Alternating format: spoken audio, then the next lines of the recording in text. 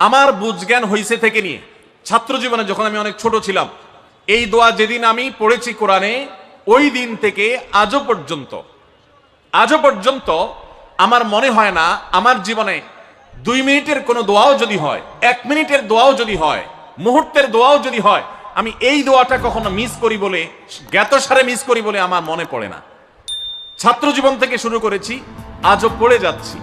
আলহামদুলিল্লাহ, আল্লাহর কাছে শুকরিয়া আদায় করে আপনাদেরকে বলতে পারি, এই দোয়ার সুফল আমি নিজের চোখে দেখেছি, আমি নিজে ভোগ করছি। এজন্য আপনাদেরকে আমি বলতে চাই, বিবাহিত হন কিংবা অবিবাহিত হন, আপনার দাম্পত্য জীবনের সুখের জন্য সর্বপ্রথম এবং প্রধান করণীয় হলো এই দোয়া। এর বাইরে আরো সাধারণভাবে আল্লাহ তাআলার কাছে দোয়া করতে থাকা, যেন আল্লাহ তাআলা আপনাকে এমন একজন জীবন সঙ্গী দেন। মা বোনরা দোয়া করবেন জীবন সঙ্গী, আপনারা দোয়া করবেন এমন যেন জীবন সঙ্গিনী দেন, যে জীবন সঙ্গী আপনার চোখ জুড়ানোর মতো হবে। দেখুন, আল্লাহর ভাষা এমন যে এই ভাষা তো অলৌকিক, এটাতে কোনো মানুষের ভাষা নয়। দোয়ার ভাষ্য লক্ষ্য করেন, আল্লাহ শিক্ষা দিচ্ছেন আমাদেরকে, রব্বানা হাবলানা মিন আজওয়াজিনা ওয়া যুররিয়াতিনা কুররাতা আয়ুন। হে আমাদের রব, আমরা আপনার কাছে এমন স্ত্রী চাই, এমন সন্তান চাই, এমন পরিবার চাই, যেই পরিবারের সদস্য, আমার স্ত্রী, আমার সন্তানরা আমার নয়ন জুড়াবে, আমার চোখ জুড়াবে, এরকম মানুষ চাই। একটু ভাষাটা লক্ষ্য করুন। আমরা সাধারণত দোয়া করলে কি চাই? আমরা এক একটা দিক চাই। ধরুন, আপনার স্ত্রী মাশাআল্লাহ অনেক সুন্দরী, অপূর্ব সুন্দরী, তিনি আল্লাহ তাআলা তাকে অনেক রূপ লাবণ্য দিয়েছেন, কিন্তু তার যদি চরিত্রটা খারাপ হয়, তাহলে এই স্ত্রীকে আপনার নয়ন জুড়াবে, চোখ জুড়াবে, চক্ষু শীতলকারী হবে? আপনার স্ত্রীর চরিত্র ভালো, দেখতে শুনতেও মাশাআল্লাহ সুন্দর, কিন্তু পড়ালেখা নাই, বুদ্ধিশুদ্ধি নাই, একটু বেকুব কিসিমের, তাহলে কি আপনার চোখ জুড়াবে? ভালো লাগবে? আপনার স্ত্রী শিক্ষা দীক্ষাও আছে, জ্ঞান গরিমায় মাশাআল্লাহ তিনি ভালো, রিচ, সমৃদ্ধ, আবার চেহারা সুন্দর, আবার তার মধ্যে তার চরিত্রের সমস্যা নেই, কিন্তু সমস্যা কি? সমস্যা ধরুন তার ভিতরে এমন রোগ আছে, শারীরিক রোগ, যেই রোগের কারণে আপনার জন্য সেটা বড় কঠিন পরিস্থিতির মুখোমুখি হতে হয়। ধরেন দুরারোগ্য কোনো ব্যাধি আছে, মরণ ব্যাধি আছে, এমন কোন রোগ আছে যেটার কারণে আপনাকেও সাফার করতে হয়, তাহলে এই স্ত্রী কি আপনার চোখ জুড়াবে? ঠিক একই কথা স্বামীর ক্ষেত্রেও প্রযোজ্য, সন্তানের ক্ষেত্রেও প্রযোজ্য। আল্লাহ তাআলা এমন একটা শব্দ শিক্ষা দিয়েছেন, দেখুন, আল্লাহর কাছে চাইতেও জানতে হয়। উল্টাপাল্টা দোয়া করলে দোয়া পূরণ হয়ে যাবে, কবুল হয়ে যাবে, কিন্তু আপনার কাজ হবে না। অনেক যুবক আছে আল্লাহর কাছে দোয়া করে, আল্লাহ বেশি না, 1,05,000 টাকা চাই। কত? 1,05,000। অনেক যুবক লিখে দেয় আমাদেরকে, হুজুর দোয়া করবেন বেশি না, আমি আল্লাহর কাছে 1,05,000 টাকা চাই। আল্লাহরে টার্গেট দিয়ে দিছে, কত লাগবে? 5 লাখ। কেন? একটা বাইক কিনবে। যুবক মানুষ, রাস্তাঘাটে বাইক ছাড়া চললে ভালো লাগে না, আর একটা ভালো সেট কিনবে, না হলে ফেসবুক স্ট্যাটাস ভালো করে দেওয়া যায় না, ছবি তুলে দেওয়া যায় না। সাইফুল্লাহ ভাই ছবি তুলে দিতে বলছেন না, মাহফিলের ছবি তোলা যায় না। আর কিছু টাকা দিয়ে ছোটখাটো একটা দোকান কিছু একটা করবে, বিয়ে শাদীর ব্যবস্থা করবে, বাস, বেশি কিছু চাই না। তো আল্লাহ তাআলা 5 লাখ টাকা ধরেন আপনাকে দিয়ে দিল, সাথে একটা রোগও দিয়ে দিল, ওই রোগে খরচ হবে 6 লাখ। তাহলে আপনার এই 5 লাখের কোনো মানে আছে? আপনারা একটা প্রসিদ্ধ ঘটনা অনেকেই শুনেছেন, একটা চুটকি, যে এক যুবক দোয়া করছে, আল্লাহ তোমার কাছে আমি এমন একটা লাইফ চাই। বিশেষ করে বেকার যুবকরা এগুলো বেশি দোয়া করে, আল্লাহ তোমার কাছে এমন একটা লাইফ চাই, বেশি কিছু না, যে লাইফে 2 হাত ভর্তি টাকা থাকবে আর আশপাশে শুধু নারী আর নারী থাকবে, এরকম একটা লাইফ চাই। তো আল্লাহ তাআলা তার দোয়া কবুল করে ফেলছে। দোয়া কি করছেন? কবুল করে ফেলছে। দোয়া কবুল করছেন কিভাবে? দোয়া কবুল করে তাকে আল্লাহ তাআলা এমন একটা বাসের কন্ট্রাক্টর বানিয়ে নিছেন, যে বাসটা হলো মহিলা বাস। চারপাশে শুধু নারী আর নারী, সব মানুষের, আর হাত ভর্তি টাকা আর টাকা সব বাস মালিকের। দোয়া কিন্তু কবুল হয়ে গেছে। তো আল্লাহ তাআলার কাছে উল্টাপাল্টা দোয়া করলে কি হয় দেখছেন? দেখুন, দাম্পত্য জীবনে সুখের জন্য দোয়া কিভাবে করতে হবে আল্লাহ শিখিয়ে দিয়েছেন। রব্বানা হাবলানা মিন আজওয়াজিনা ওয়া যুররিয়াতিনা কুররাতা আয়ুন। আল্লাহ আমার পরিবারের সদস্যরা যেন এমন হয় যে তাদেরকে দেখলে আমার নয়ন জুড়িয়ে যাবে।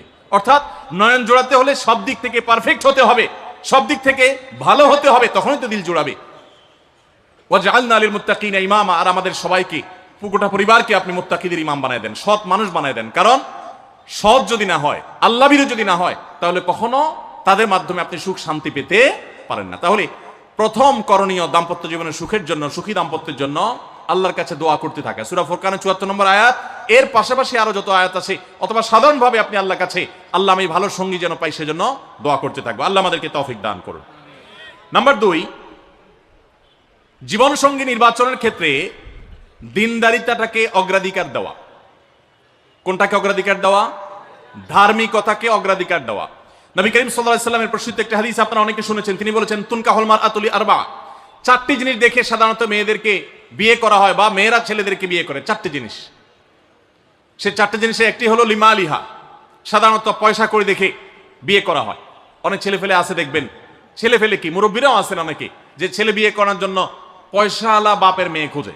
আছে না নেই? পয়সাওয়ালা বাপের মেয়ে খোঁজে। কত যুবক যে এই পর্যন্ত চিরকুট লিখে পাঠিয়েছে আমাদের কাছে যে হুজুর বেকারের জন্য কেউ মেয়ে বিয়ে দিতে চায় না। আবার অনেকে লিখে পাঠিয়েছে, হুজুর সরকারি চাকরি ছাড়া মেয়ের বাবারা মেয়ে দিতে চায় না। আছে না এই সমস্যা? তো নবী সাল্লাল্লাহু আলাইহি ওয়াসাল্লাম বলেছেন, সম্পদ দেখে অনেকে বিয়ে করে, আবার অনেকে রূপ লাবণ্য চেহারা ছবি দেখে বিয়ে করে, অনেকে সামাজিক অবস্থান প্রতিপত্তি বংশমর্যাদা দেখে বিয়ে করে, আর অনেকে দিনদারিতা ধার্মিকতা দেখে বিয়ে করে। নবী সাল্লাল্লাহু আলাইহি ওয়াসাল্লাম বলেছেন, ফাজফার বিজাতিদ দ্বীন, তোমরা বিয়ের ক্ষেত্রে এই ধার্মিকতা দেখে বিয়ে করে সেই বিয়ে তোমরা সফল হওয়ার চেষ্টা করবে, কারণ এটাই হলো সুখের মূল চাবিকাঠি। আপনার স্ত্রী, আপনার স্বামী, আপনার জীবন সঙ্গী সঙ্গিনী যদি নেককার হন, আল্লাহভীরু হন, তার যদি কোনো একটা জায়গায় সারেন্ডার করার জায়গা থাকে, তো আপনি নিশ্চিত থাকতে পারেন তাকে নিয়ে আপনি সুখে থাকবেন। আর যদি সে আল্লাহর কাছে নিজেকে সারেন্ডার না করে, আল্লাহর কাছে নিজেকে আত্মসমর্পণ না করে, মুত্তাকি না হয়, আল্লাহভীরু না হয়, তাহলে তাকে দিয়ে আপনি কখনো প্রকৃত সুখ সন্ধান করতে পারবেন না। এজন্য ভাইরা, দাম্পত্য জীবনের সুখের জন্য দ্বিতীয় গুরুত্বপূর্ণ বিষয় হলো জীবন সঙ্গী সঙ্গে নির্বাচন করার ক্ষেত্রে অন্য যাই থাকুক আর না থাকুক, ধার্মিকতা আছে কিনা এটা দেখতে হবে। এটা যদি দেখেন, তাহলে সেক্ষেত্রে ইনশাআল্লাহ আপনি সুখী হবেন। ধার্মিকতার আবার সংজ্ঞা কি?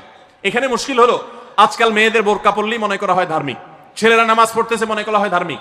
এটুকুই শুধু ধার্মিকতার সংজ্ঞা নয়। ধার্মিকতার সবচেয়ে বড় সংজ্ঞা হলো কোরআন এবং হাদিসের সামনে সে নিজেকে আত্মসমর্পণ করে কিনা, সে সারেন্ডার করে কিনা। আল্লাহর নির্দেশ পেয়েছে, রাসূলের নির্দেশ পেয়েছে, আল্লাহর নিষেধাজ্ঞা রয়েছে, সেই জায়গায় সে থেমে যায়, আর সে আগে বাড়ে না, নিজেকে সমর্পণ করে দেয়, মাথা নত করে ফেলে। এরকম যদি হয়, তাহলে সেই ছেলে নিয়েও সুখী থাকবেন, সেই মেয়ে নিয়েও সুখী থাকবেন। আমি বিশেষ করে মেয়ের বাবারা যারা নিজের মেয়ে বিয়ে দেওয়ার জন্য সরকারি চাকরিজীবী খুঁজেন, পয়সাওয়ালা খুঁজেন, বিভিন্ন বড় বড় পদে থাকা মানুষগুলোকে খুঁজে বেড়ান, আমি তাদেরকে বলি, আপনার মেয়ের জন্য ফজরের নামাজের সামনের কাতারে থাকা যুবকগুলোকে খুঁজে বের করেন। এই যে যুবকরা চিৎকার করছে, সবাই ফজর নামাজ পড়েন? আল্লাহ সব যুবককে ফজর নামাজ জামাতের সাথে পড়ার তৌফিক দান করুন।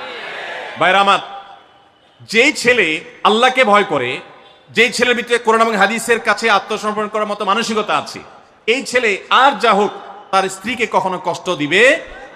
যেই মেয়ে কোরআন হাদিসের কাছে নিজেকে সমর্পণ করেছে, কোরআন হাদিস যেহেতু স্বামীকে শ্রদ্ধা করতে বলে, এই মেয়ে কখনো স্বামীর প্রতি অশ্রদ্ধা করবে না।